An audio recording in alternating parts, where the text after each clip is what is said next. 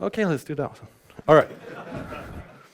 So, like 2 years ago, you know about Slush? It's a startup thing in Helsinki.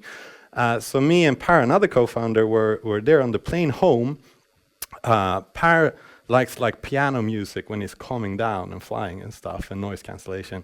So he was like sitting and playing in the air, and he can't actually play piano. We both started reflecting over that. We had access to pianos and we never learned how to play, and we're kind of curious about playing pianos. We love music. We made crowdfunding of a transparent speaker. It's a speaker made out of glass a few years ago. So we've been like looking a lot at sound, and we came up with this idea. What if you put a laser pointer, you know, you can play with cats and laser pointer, but instead you put humans and a piano, and you put the laser pointer on the key you should be pressing. So all of a sudden you have this kind of gamification, and you can jump over the step of actually having notes. And then people could maybe learn to play the piano more easily.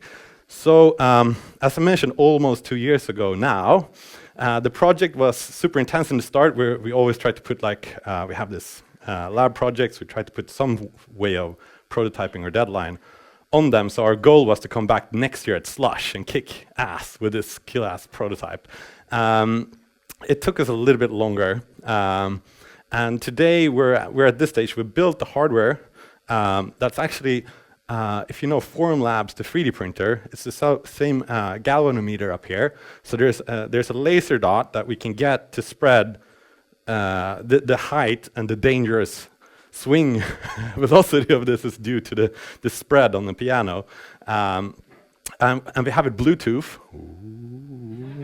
So pretty cool. Unfortunately for today, we only have the Bluetooth working on Android, and no one in the office has an Android phone. So maybe next hackathon or next meetup. So what we wanted to talk about today is actually, I think, if this is to survive and become something greater, we actually need you. Help us, Stockholm Hardware. You're our only hope. So that brings us to the next thing. We want to kind of get together more people that would know about web MIDI, that would know about music transcribing songs. We've demoed a few things. We already learned that playing the music at half the speed, if you stream it from something like Spotify, is really good to get like an entry level. So there's all this prototyping that needs to be done.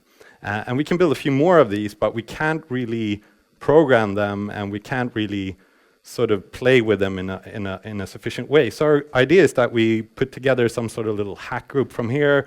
Either if the best format for everyone is a hackathon, we can do that, or whatever kind of would be cool, I guess. And I think together we could really make this into something, maybe an open platform where people can learn to play music more easily. So we have the hardware skills to build this thing. It's still dangerous, so next version will be less so, and hopefully a bit smaller. But and you have the skills to maybe make some parts of the learning software. So that would be cool to do together. Cool. Yeah. Thank you, Martin.